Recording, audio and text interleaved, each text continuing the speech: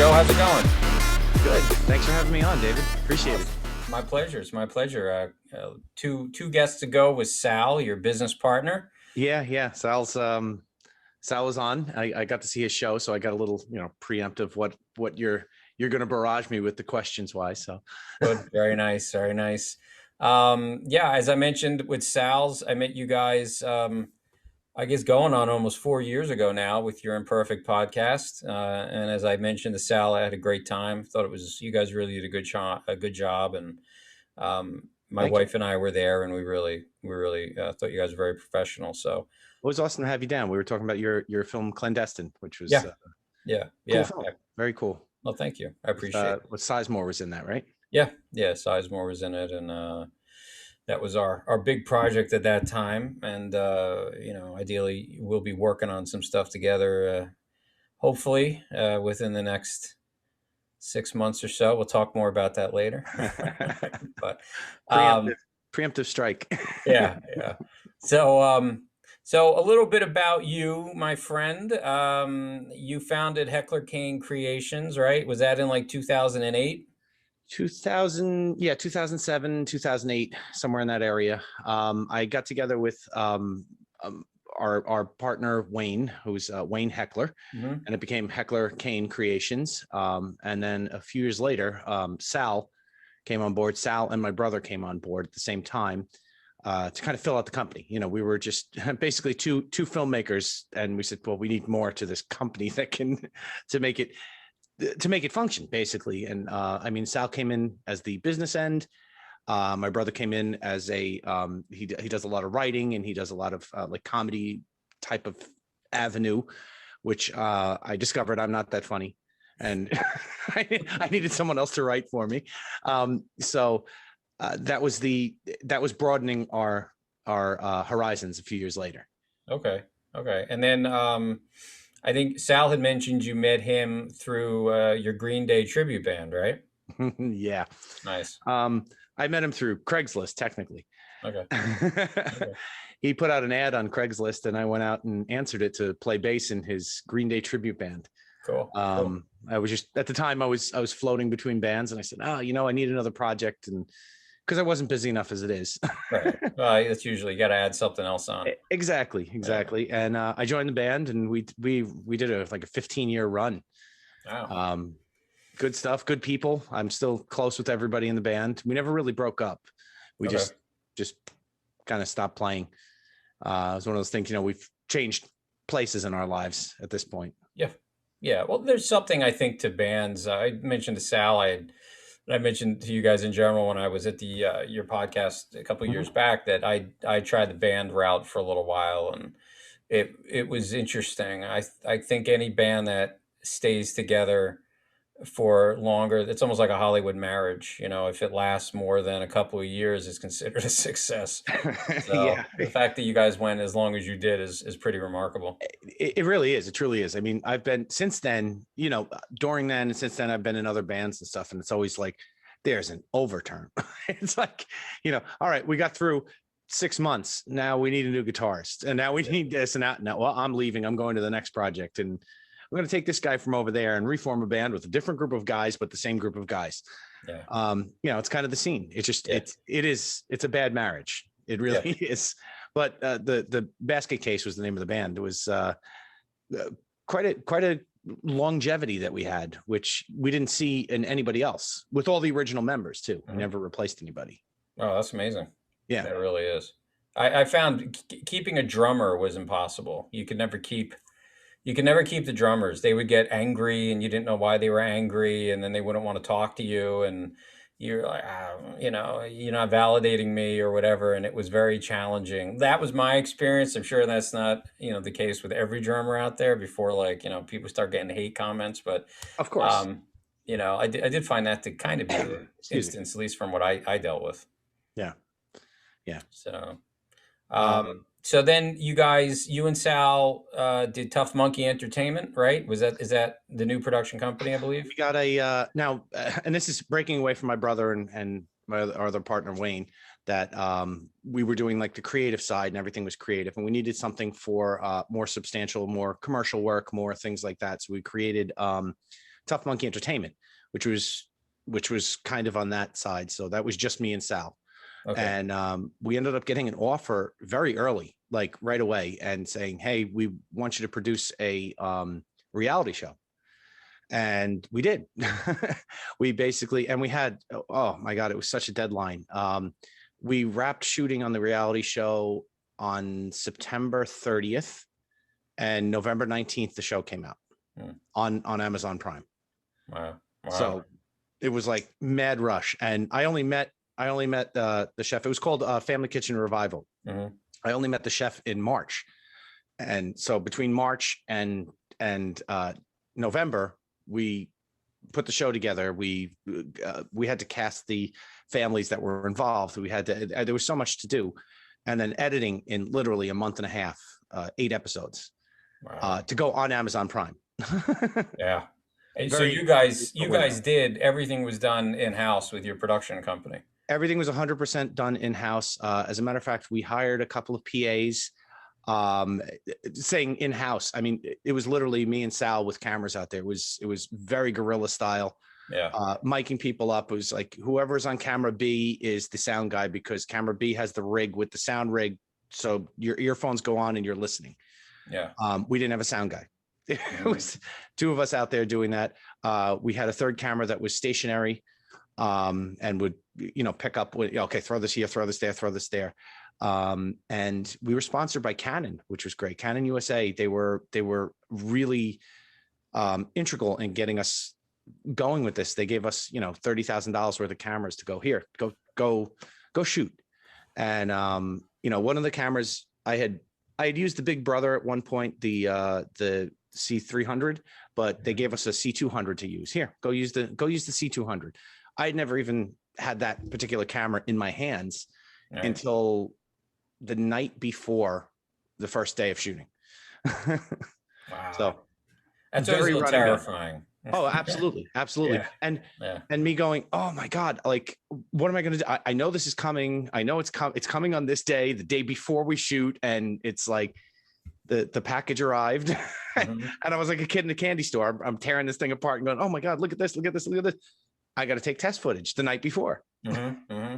So, I mean, my whole position on this was, I produced it with Sal, but I was mainly the director.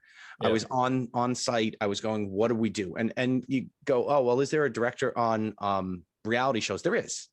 Reality only takes you so far. Yeah. And you have to go, oh, well, I need you to get this conversation. I need to get this angle. I need to get this. I need you to go here. I need to go here. And it gets into a conversation we've had before in the past that, you need to kind of take control of the whole scenario, whether it's in a reality series or whether it's in a scripted scenario. And you have to go, okay, I need you to stand here. I need to get the angle here. I need the light coming in here. I need this. And you have to placate to people. Yeah. I mean, on a set, there's actors, there's gaffers, there's lighting guys, there's electrical guys. They're used to kind of the scenario going on a reality set. I didn't catch what you did there. Can you do this again to make my story work for the reality show? Yeah. And they look at me cross-eyed, like, what are you talking about? Yeah. It's a different scene, but again, that was last year we put that out. So, and one of my questions was going to be, I was going to ask you, how did you find directing?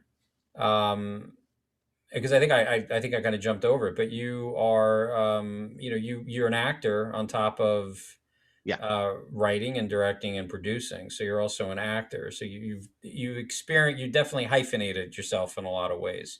Sure. Which I think is and musician on top of that. Musician, I'll throw that in there too. So I think you got them all. So it's something that I think is very important to do nowadays. And I always feel a good camaraderie with people who are doing all those things. So not to like label myself, but I think like of myself as sort of like that Renaissance man sort of thing. Like the idea of like, if I have to ask somebody to move, I have a MacBook dongle here. If I have to ask somebody to move this, I don't want to ask you to move it unless I was willing to do it myself. That's kind of my thing. And I have done every portion of everything. Been in front of the camera, been behind the camera. I've done lighting. I've done cinematography. I've done everything. And I do that just simply because if I'm not a mastery of a particular area, like I do not consider myself a master, having any sort of mastery in like cinematography, let's say. Right. I know the camera well enough to be able to describe to a cinematographer what it is that I would like to get out of that camera. Mm-hmm. What am I looking for? And not just going, I kind of want it in this direction. Well, there's only so far you can go with that. Yeah. Yeah. So it helps to be able to speak the language. Yeah. And I'd heard, I forgot who it was. I think it was Kevin Smith that said that, he thought the biggest skill as a director was just being able to communicate and explaining to people what you want clearly so they're able to do it. And if you can throw in a creative flair to it, then that's great too. To kind of get a little bit of the creative juices flowing in them as well. But it's so I'm curious because I've worked with people and spoken to people who did reality TV shows, and they've also done narratives and shorts and features and whatnot. And they do say that it is like you said, it is very much it isn't just reality. There's an element of setup that you have to do. Sometimes you miss something, a reaction or a moment, and you need the people to do it again. So did you find that challenging to do when you had you kind of touched on it a little bit, but was that hard? Personally, I tried to capture as many moments obviously as possible in the moment. Yeah. I personally, it just seemed weird to me to ever ask somebody to give me another reaction. I know I may have said that sort of, but I never once looked at it and said, hey, can you look at me like that again? It was, to me, it was more when I had to go back and do retakes and stuff, it was because they were doing food. Mm-hmm. And I missed the chop on the food. So go back and recut another, here's another zucchini, and go cut the zucchini again, because I want to get that right angle on that. I want to get the light coming in. And getting into it, I mean, there are scripted moments in the show. For example, the openings are it was two people. Sal, actually, as the producer, went on and he helped introduce the show each episode. And it was like, they have to have a set sort of dialogue. They have to have a acting sort of back and forth between them. Mm-hmm. It wasn't just, oh, go talk about this. They have to know what they're going to be talking about. And there was hours of to Sal's credit in particular, there was hours of interviews going on. That he would interview the people before we got to set. He would interview the people again when we got to set to try to piece the puzzle together. Mm-hmm. And then there was an element of the chef that we were working with. He didn't want to know. He's like, I don't want to know. I want it to be genuine. Yes, so do we. But the realistic point of view is you're going to know these pieces and you have to act surprised. Right. Yeah. I mean, that's kind of, there were moments of interview where it was kind of like we're sitting down here and interviewing, and those were raw. Those were what you see is what you get. And we probably have, there were 8 episodes with 8 different families. And I would say on the cutting room floor, there's probably 10 hours of more interviews that just, they couldn't all fit into the episodes. Yeah. Yeah. But that was raw. That was kind of back and forth. Now, where did you find, because you had such a short development time, where did you find these families to participate in the show? How did you find them and get to them? And all right, so we sign off. We put out a casting notice. That was one. We went to a couple of local, because we wanted to keep it on Long Island where we were. Mm-hmm. There was like no budget to actually get this thing going. Yeah. So we're like, we got to keep it local. We can't travel. It's got to be here. So we went around to a couple of the festivals, the Strawberry Festival. We went to a couple other places like that and literally handed out pamphlets. Hey, you have a story to tell? Here. Yeah. That's wild. Yeah. That's wild. So there must have been a couple of moments of terror, wondering if you were going to get families for this thing. We had booked the first 6 families right off the bat. Wow, Honestly, within like the first 2 weeks of like going out and actively trying to find families. that's good. The last 2 families, we had already shot at least 2 episodes, if not 3 episodes, before we booked the final people. That like it was like, okay, well, we're filming on Friday. I need a new family for Monday. Which is nerve-wracking, needless to Yeah, say. yeah, Nerve-wracking. it is. It is. I mean, we've done that ourselves when we were doing clandestine. We started shooting in June, first week of June, and we didn't sign Sizemore until mid-September, and we Mhm. filmed him in early November. So we had said, well, worst case scenario, we'll just cast someone else, an unknown, in the part, but we'll see what happens. But you hope just for publicity and distribution, you would have that person. So it's Sure. sometimes that happens with film production now. So um, so off of the reality stuff and onto the creative, although reality is obviously creative the way you guys do it. I try. What would you say is your creative process? I'm always fascinated with when an idea starts in someone's head. And I think as a director slash producer slash actor slash writer musician, um, you get to look at, wow, I really get to play with all the toys in the sandbox. It's not just you're going to be looking at one element. You really get to say, like, is there a song you're thinking of that inspires you to write or direct something?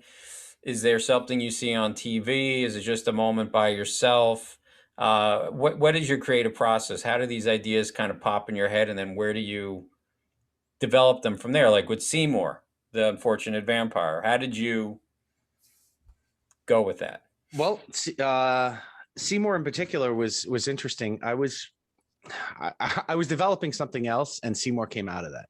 Oh, I went and I was like, okay, I was doing this idea with like superheroes, and I think that was kind of like you and I are both superhero fans, and I'm sure we'll yeah, talk about that in a little bit. But I absolutely. was trying to create a superhero, and then in my creation of superheroes, I said, well, what about the guy who's not a superhero? The guy who has something wrong with him. And, for me, the idea was he's a vampire, Uh-huh. but he doesn't know what he's doing. And that's kind of the premise. He's trying to get pieces of his life back together, and he's trying to put things together and just be normal. But he has other things going on, like vampirism, where he can't go out in the daytime, and he can't do this, and he can't. And how does that? So that appealed to me very much. And as the process went, that was an idea. I had the idea, and we were releasing a short we did, Bad Luck Charlie. It was about a dog who trying to return a dog to his family, and sob story, whatever. We were releasing that, and I said, I have this idea, and it was like I had this idea of this vampire who was just down on his luck and not doing well. Like, let's shoot a fake trailer for it and stick it on the beginning of this release of this short film that we did. It was a 35-minute short film. Okay. So it wasn't that short. Right. And we stuck it on the beginning of it, and people watched it, and everybody went, oh, what is that? And then I knew I had something. I was like, okay, I got it. This is the idea. And it was just from this one little, 30-second thing that we shot, Seymour the Unfortunate Vampire.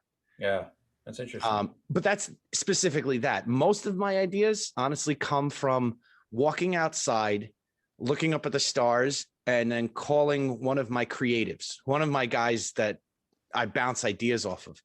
What do you think of this? What do you think of that? What do you think of this? What do you think of that? And I take it and I formulate. And I love that process of the collaborative process of like going back and forth and saying, what do you think? I have this. And then when they ask a question, I solve the problem inside of my head and go, oh, here, that will make it work.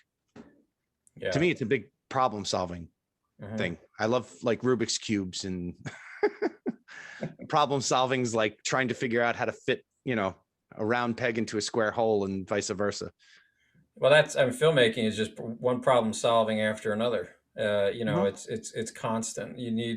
It's a constant battle of need, and I feel um, satisfying that need. We need a location. We need to satisfy the need of that, finding that location. We need this role filled. We need to satisfy how we're going to do that, who we're going to get. I need this scene to flow better and work better. I need to now satisfy that by speaking to people I trust and getting feedback. Because that's the other big challenge. I'm sure you've experienced it where, you have an idea, you have something. I was talking to Sal a little bit about it. Seymour seems like it was really kind of your baby. Sure. And when you're directing and acting in something, and having done that myself, and you wrote it, there's an element. I felt it myself where someone would give me a suggestion, and you're like, I don't, what's that suggestion about? Is that suggestion because you're looking for the best for the project? Are you knocking my work? What is, because you didn't trust the person giving you the suggestion. And one of the things that Sal said a lot was you and he have a very good working relationship where um, he's very aware of, like, hey, I present my ideas. I'm going to present them in a way that Joe and I built up enough trust with each other that I can say something and he's going to listen. He may not always like it, but he knows it's coming from a good place. Yeah. Probably paraphrasing what he said. But I would imagine that's important for you too, to know you have people like Sal and your other business partners. You have to be able to trust the people around you, and you have to be able to trust that you're wrong once in a while. Hmm. Yeah. I feel like I've come across a decent amount of people, and obviously now I've tried to surround myself with people that I can trust.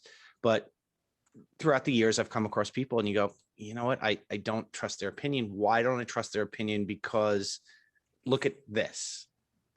Look at some other outcome, and you can't bring yourself um to let yourself go, and then you get defensive. You get Yeah. defensive yourself, and you go, I'm not. I'm right, and you may be right, but you may be wrong too. And I think a big part of it, coming from the acting side to then try to direct and try to put the project together, I'm always about like, you're going to know the character and you're going to know this person's life better than me who wrote and is directing you in this, Hmm. because this has to become you. And if it's not you, if I look at you and I go, this is not you, you don't belong in that part. Yeah.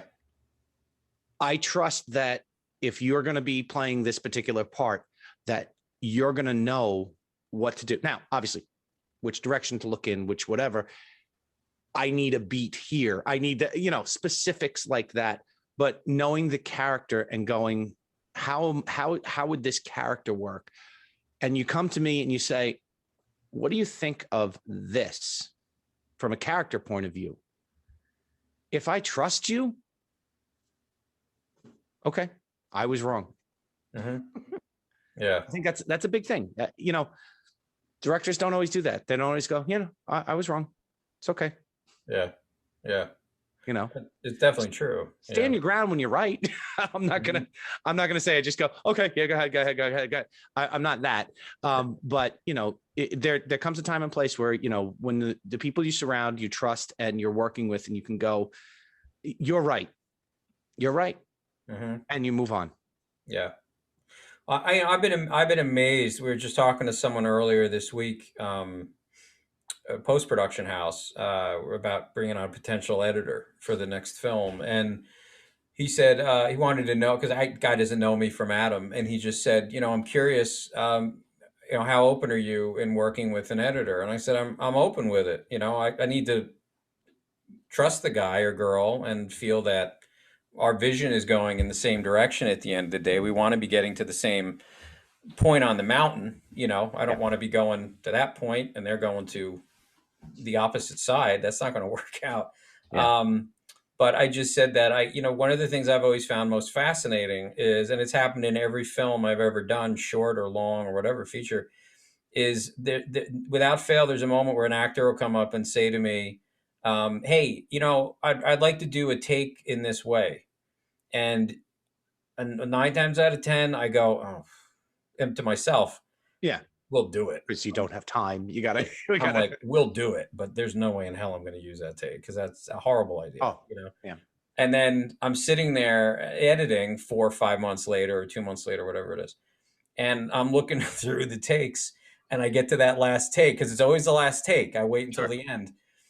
And I go, son of a bitch, that take is freaking awesome. Like, that's perfect. So I just trust that. I trust that I'm going to go, "Oh, it's a horrible idea," to myself, and and then we're going to do it. And Well, then I'm going to is that what I probably pick said? it. It's that admittance that, hey, maybe I'm wrong. Yeah. Yeah. Yeah. Yeah, and a lot of times you don't even know on set until you get into the editing room and you go, oh, you know what? That did work. Yeah. Yeah. When you can put the scene together.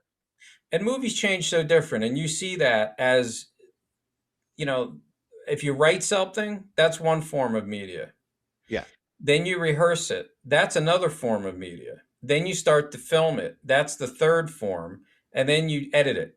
And that's the fourth. And it's like it takes on a different vibe and feel through each of those stages, I feel. You see the same thing when you're working on something? I have never, I've gotten I've had one project, one in all of my projects that I've done where I turned around and said, that was my vision. Mm-hmm. From pen to paper, the proverbial pen to paper. That was my vision. That only happened once. And it was on a 1-minute short that I wrote, directed. I didn't star in this one. I had somebody else, and it was one person cast with one piece of dialogue. So, with so few variables, it was like, okay, I could get exactly what I wanted. Mm-hmm. Mm-hmm. I could get exactly what I wanted. Otherwise, what I originally write to what ends up is never the same. Yeah. But the the skeptic in me goes, well, you didn't do good enough along the way to get it to here. But no, I'm more along the lines of it has evolved into something better by the time it comes to here. Mm-hmm. Mm-hmm. And yeah, any filmmaker, any artist from any format can look at it and go, I should have, I could have. And you could constantly beat yourself up about it if you don't say, hey, it's done. Yeah. But again, from script through all that process to the final edit, you have to look at it and go, okay, well, what became of this? Mm-hmm. Mm-hmm. How is this bigger than what I started with? Yeah. Seymour is a series now. My first draft of Seymour was a full-length feature. Okay.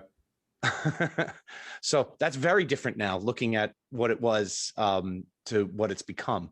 Mm-hmm. I have a character that we shot the pilot 3 years ago now. Yeah, We shot the pilot. Yeah. And we have the pilot and we're out shopping it and we're around looking for Seymour the Unfortunate Vampire, if anybody's listening. There'll be links in video. There'll be links, and the trailer is in the comments below. Yeah. But we shot it so long ago, and then all of a sudden we're out looking like this. And I went back to my original script not too long ago, and I said, I started to write more scripts. I have 8 episodes blocked out and ready to go. And I said, I have to write this. And I went back and found one of my favorite characters in the whole movie that I wrote wasn't in the pilot. Wow. But it's just the way the story goes. It was like, okay, we only told this piece of the story. Yeah. And we didn't get to this part yet. And the way it's looking is that favorite character that I have won't be in the series until episode 3. Okay. When they were somebody that originally to make it adaptable from a full-length feature to a series wise, they didn't fit in. They started in the beginning of the movie. They're not there now until they get to that point. Okay. But it's adapting.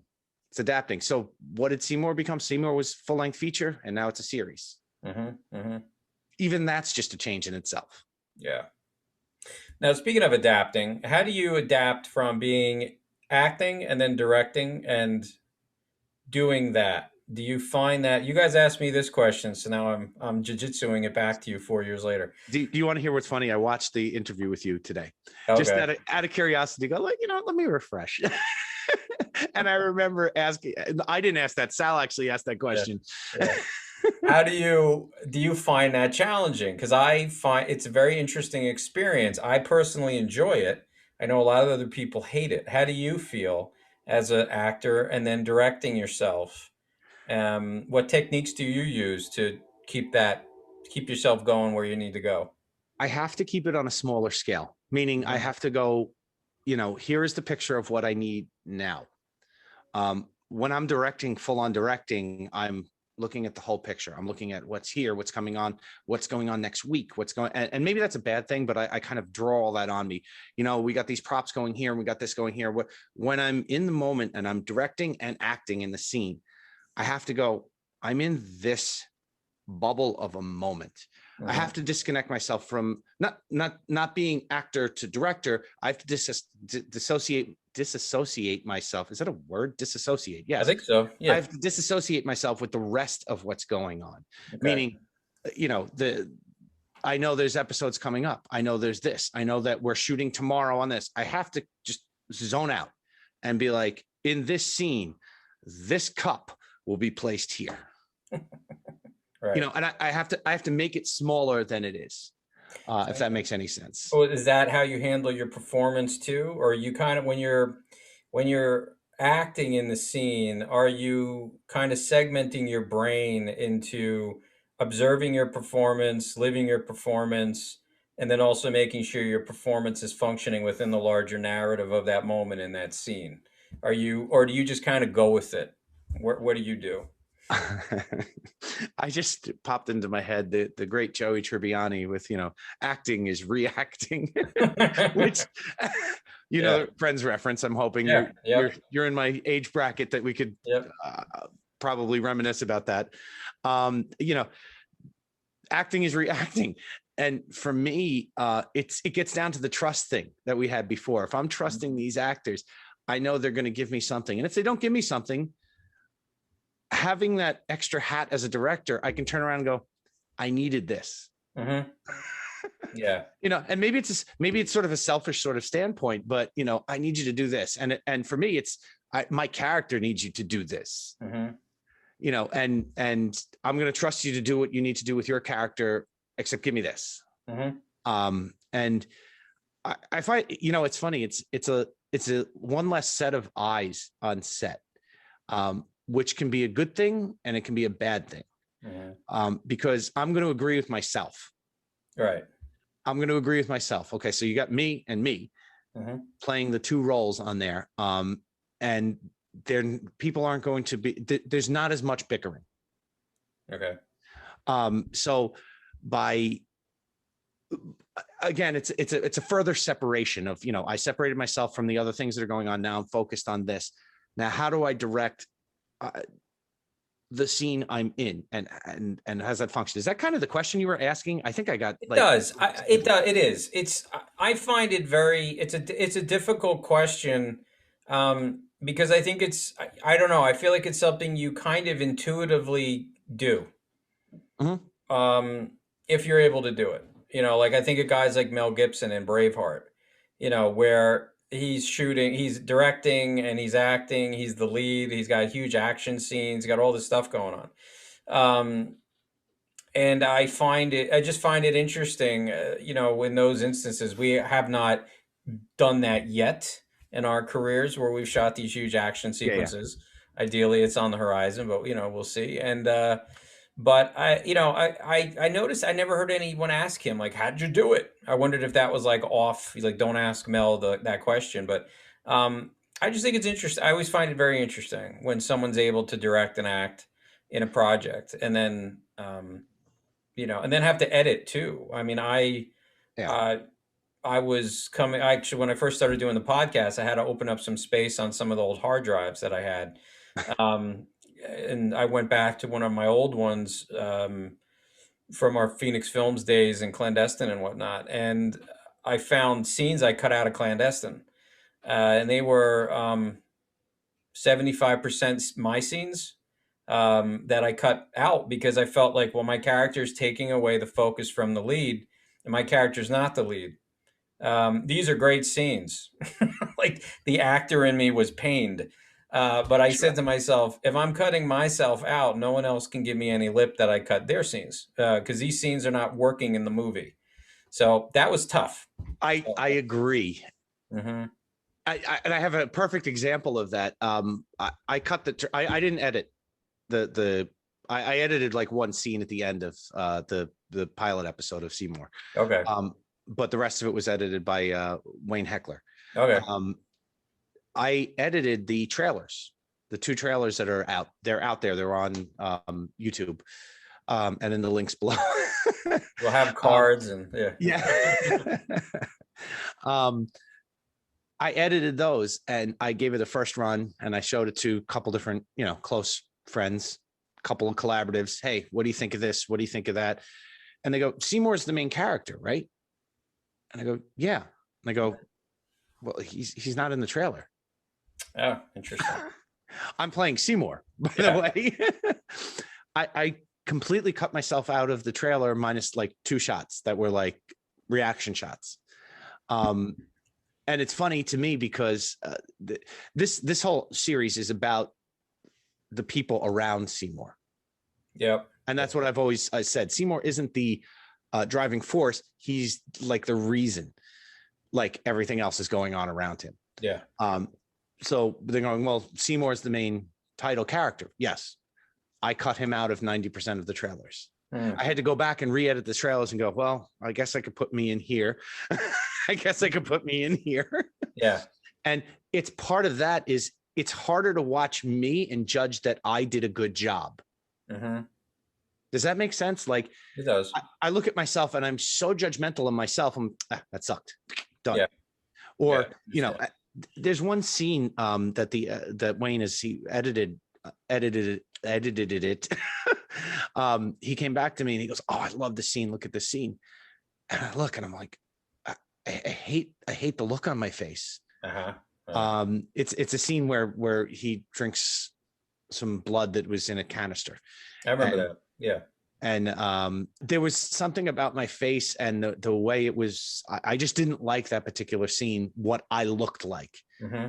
And he said to me, he goes, this is the shot. He goes, this is the shot. And he showed me some other ones. And there were some other ones where I was like, I don't look as pained. I don't look as whatever. And he's like, there's supposed to be pain there. It's supposed, He goes, you delivered what needed to be there at that time. Yeah. And I said, okay. And I showed it, everybody I showed it to said, yeah, that worked. Yeah. So again, another time where I went, I'm wrong. Well, I mean, if it's the moment that I'm thinking, it was Seymour was in, is that when you're kind of wandering through like that, it's like almost like a parking lot and you're kind of lost and you were Sal had you in like the container. Blood dehydrated, we'll call it. Yeah. And then you took a drink of the stuff. Yeah. I thought it looked like you wanted to, vomit it back up. So to me, you definitely sold the moment because it looked like you were in pain. You weren't pleased by it. Usually with vampires, you get the idea that this is like, eating a Cinnabon after Christmas dinner, and you're drinking blood. Yeah. And one way or the other, he's a new human, new vampire who's human trying to consume this. So yeah. No, I believed it. And I thought it looked like you were not feeling good and you weren't pleased by what you just had ingested, which is what you were going for. Oh, thank you. Yeah, absolutely. So well, in behind the scenes sort of things, there was detergent in the fake blood. Yeah. Well, that'll do it. we had 2 gallons of blood side by side, and when we got to set that day, we took the one with the detergent in it because that's supposed to wash out of clothes nicely. Okay. And the other one can be ingested. So I was drinking detergent. Well, that's not good. I wasn't pleased. I think your stomach felt good afterwards, I'm sure. So, oh my goodness. Little BTS facts, Yeah, yeah. No, it is. It's always the behind the scenes facts are very interesting. So the thing I think, one of the things that I enjoyed about Seymour is the characters. I love universes. We're going to get into that portion of the podcast we both been waiting for. Um, I love where people can create a universe and a reality or a city, shall we call it Gotham City, that encapsulates tons of different characters and character journeys and hero journeys and villain journeys and modern mythology. Yeah. Um, I had a guest on who's been a co-collaborator. He's my second guest, and he's a huge comic book fan too. Um, I don't think he's as into Batman as I am. Batman's always been like my favorite. Um, there it is, in honor. Very nice.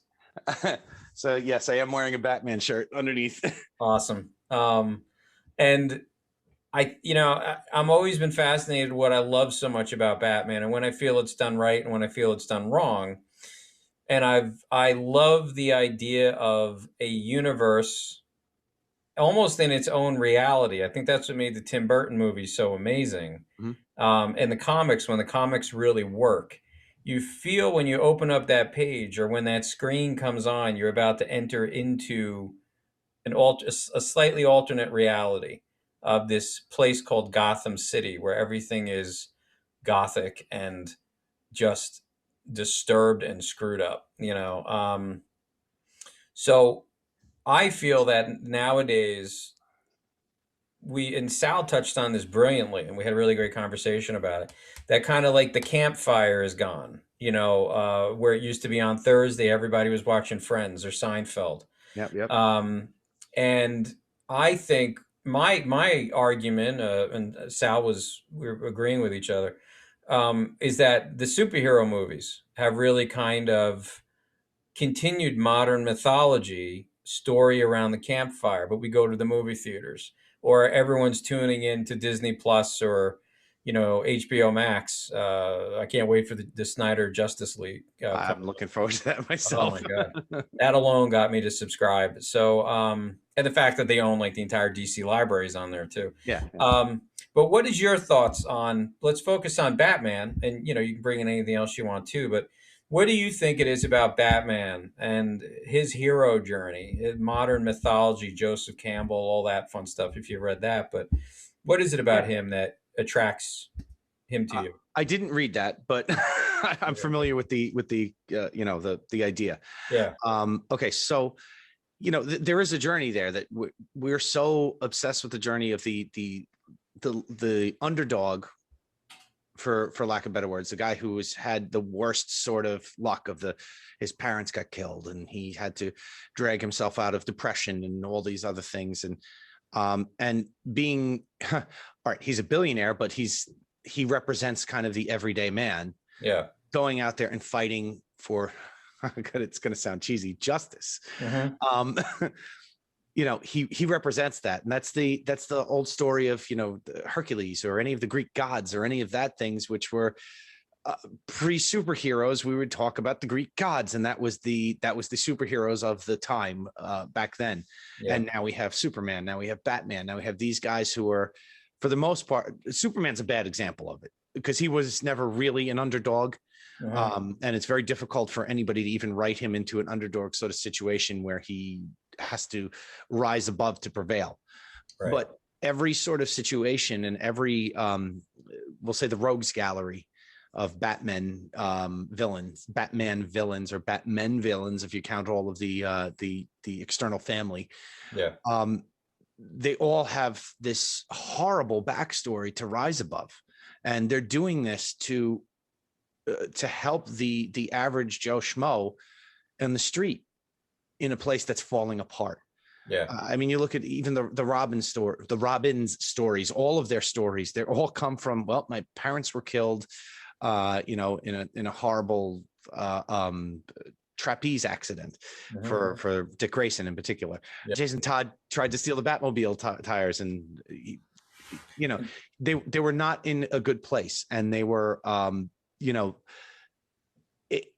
it's the rising above, and that's what we love about stories. And it's not just about Batman now. Batman is at the center of it, and it's kind of how I posed like Seymour. Batman's at the center of it, but so many of the tales and everything are, Batman created the Joker. Right. Batman, if there wasn't for Batman, there wouldn't be this villain or this crazy lunatic or whatever, or maybe they would have manifested in a different sort of manner, but he kind of creates his own enemy. Yeah. And that's what's kind of appealing about it too, is that, he takes missteps, and in his missteps, he's creating something else that's going to be formidable against him. Yeah. Well, I think what's really interesting is the whole Jason Todd Red Hood journey. When it first indicated that Jason Todd may come back, I think during the Hush storyline, it was like, oh, that would be interesting that if they did that. But then you kind of felt like that took away this thing that's just worn Bruce Wayne Batman down for all these years. But then, the way you described it too, which is really interesting, is it's a failure. It was what Batman considered his greatest failure was the death of Jason. And now it's a failure he's had to deal with as Jason has. I don't read the books as much. I did get 3 Jokers, since it's kind of a continuation of the Killing Joke. And it's over there in a bag. I haven't read it yet. Oh, I'm not gonna. I'm not gonna spoil it. I have it. I'm looking at it right on the other side of the camera. It's on my my counter over there. But I blasted through that, and it's a continuation of the Killing Joke in a lot of ways. And but it's interesting to see kind of where that dynamic has gone on, where Jason continually now tempts Batman into that hero's journey of, I have one rule I won't break, which is I won't kill. Yeah. Or I won't kill the Joker, because the Joker epitomizes, I think, to Batman everything that's wrong. I won't kill the Joker, and I know people get pissed off when Batman kills people in the movies, but the movies are also trying to make it like, listen, we're trying to make this a real guy. Batman is. In the comic book, if you hit somebody over the head with a lead pipe, they're fine. In real life, that kills them. Right. So, well, like they sort of a realism. The clip that I sent you, where they put Danny Elfman's music into the warehouse fight for Batman v Superman, was someone also did a tally of the amount of injuries that were sustained by all the villains in that fight scene. I started laughing because I was like, this is just crazy. He wrecked the shit out of these people in this scene.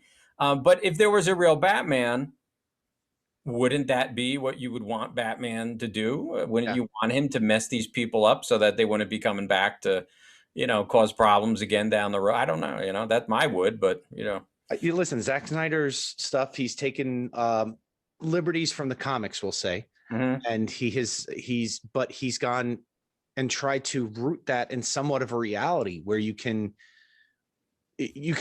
go, this would happen. Yeah. If he's not out there killing people, honestly, and not to justify what he did in there. Yeah. But if he's not out there killing people, he's not being effective. They're not going to be scared of him. Yeah. And the whole idea of, putting on the mask and everything, it's a fear tactic. Yeah. And, that scene in particular, and for anybody listening, there was Danny Elfman they put Danny Elfman's music over the Hans Zimmer. The Hans Zimmer. Junkie XL or whatever it was. Junkie XL and Hans Zimmer, I think, collaborated on the music for Batman v Superman. Yeah. Yeah. Instead of that, and that Batman v Superman scene. And it was amazing because it brought back memories of obviously Tim Burton's Batman, where he was grand and glorious and he didn't kill anybody. Yeah. And then watching in that scene, it was kind of serendipitous to go, this works and this is right. Well, the thing that's interesting is a lot of people also look back and they don't realize that in Batman '89, he killed a lot of people too. Like when he went into the Acme factory or whatever, the Axis chemicals, he blew that building up. There's a lot of people in that building. And then when he was flying the Batwing during the festival where the Joker was giving everybody money, he was Shooting everybody down. yeah, he was shooting, mowing people down with machine guns, and he did try to kill the Joker with the machine guns. Because I had a friend who was outraged when Batman v Superman came out, absolutely outraged, posting on Facebook, "This is reprehensible that they would do this." And I'm like, all right, well, first off, it's a movie, and it is a fake. I mean, I love Batman, and I'm willing to say he's not real. It's a fake character. Um, but it's also I also loved what he did with Superman, where he made him a guy who's really he's trying to figure out like, hey, I got these powers, and I don't. Where do I fit in? I don't know where I fit in. I think the And I perfect think example of that is the you know, is just standing out there and the father dying. Yeah, yeah. That was Watching his heartbreaking. father die, Yeah, which is horrible. yeah, But it was, if I do this, it was the decision between me or him. yeah, And yeah. at that point in his life, he made that decision. See ya. And Awful. his father did that beautiful moment where he goes to go and he just puts his Kevin Costner just slowly puts his hand up and shakes his head. Oh, and it was just like, and he still could have gone, but he began to realize like I'm going to have to sacrifice and do things for the greater good. Yeah. And that's why I think Man of Steel is an excellent movie. And Yeah. I thought Batman v Superman was great. It had some flaws, every movie does. Sure. Um, but I was a big fan of it. And then when Justice League came out, the Joss Whedon Buffy the Vampire Slayer version, I was not happy. I was like, this is not what I invested in Yeah. for the last two flicks. Listen, huge fan of Joss Whedon, but you could feel it was disjunct Yeah, from like the, had you serious moments, and it wasn't serious moments with some light humor. It was, let's shoehorn in some, like you said, Buffy humor yeah, in the middle of this. yeah, yeah. And I just felt it was awkward. I think that's like to kind of go to how do you direct yourself and act. If Yeah. I look at something and I cringe, I probably shouldn't use that take. Because that probably wasn't a good take from me, and I think I kind of felt that way in watching that movie with some of the dialogue where there were moments where, do you talk to fish? That's not Batman, and I don't not like you. I was like, I feel like, where's Adam West? where's, where's Joel Schumacher coming back? Yeah. Is Yeah. Joel on his way up? Hey guys, I'm here, it was disappointing, but hey, if you liked it, you liked it. That's the nice thing about Batman. I watched the documentary on what was it on? It might be on HBO Max actually, where they talked about Batman the animated series, which for most people, like especially in our generation, is the definitive Batman telling. Absolutely. We got Harley Quinn. We got certain characters out of that which didn't exist before. Yeah, yep. Phenomenal. And the thing that they said, which was really interesting, was, Batman is one of those few characters who has evolved and changed over the years, over the decades, fulfilling that need of what's the hero for this generation. Mhm. And they said, like, in the 60s, he was Adam West. Yeah. People, like that. And as a young kid, I liked that. And then I got older and I went back and rewatched it. And I was like, whoa, Did you I ever see can't do this. Bold and the Brave? I did. I couldn't get into it. I tried to. It was that tongue-in-cheek humor from Adam West, like Yeah. trying to revive it, but kind of modernizing it. Yeah. And I thought that it was a lot of cool things doing, because it was like paid homage to all of that, Adam West era. Mm-hmm. And like you said, I go back and I watch it and it's like, oh, really? Like I'm embarrassed for you. Yeah. Yeah. It's beyond cringing. I'm actually embarrassed that I'm like, I hope nobody's watching me watch this. Yeah. yeah. But it was a cool sort of thing, a different vibe. And like you said, he's always evolving. He's always changing. He's always different. Yeah. I mean, Aquaman was thoroughly the same guy up until literally Jason Momoa. Yeah. Yeah. Like it Yeah. was the same character, and Jason Momoa like made him cool. Yeah. Yeah. I And agree. now if you look, all the comics, everything's changing. Everything's going with that. Yeah. But that's the first big era changing thing. And I want to say every 5-6 years, Batman makes a drastic change. Mm-hmm. Yeah, it's true. I think that there is I think he is kind of the standard bearer of superheroes almost, helping to reflect that time and almost like what people feel they need for stability in a hero or a vision or a way to keep course. And it's very interesting. I know someone wrote a whole book on the psychology of Batman, Yeah. and how so much of why Batman has been successful, and why he resonates with kids. Like you can put Batman on anything and kids will Yeah. buy it. A graphic looking Batman, a goofy looking Batman, kids are like, yeah, that give me, I want it. Put Batman's a candy dispenser, sure. Yeah, but you and I were those kids. Yeah. Oh, we were. I was going through a bunch of old stuff. I've been helping my parents out and just clearing out my old junk from their attic. And I literally found an old Batman head that my grandfather had made a pair of Batman slippers for me back when I was like 2. And they Showed had on a Batman head on they had Batman heads. I found one of the heads and I was like, well, that goes on the workbench, as a Yeah, yeah. reminder. Um, but so one of the things that I definitely want to chat with you about too. So we're talking a lot about overcoming obstacles, right? Overcoming different beliefs, having good teams around you, and one of the things I've been enjoying doing a bit with people is simply asking them, how do you overcome the challenges in working with people on a set who share different views? How do you? I think one of the things we've forgotten or we've lost the skill is realizing a view doesn't necessarily dictate or color an entire person. It's an element of them, but it's not the entire package. You can have a portion of your present with a wrinkle on it on the wrapping paper. That doesn't mean the entire present is destroyed. So Sure.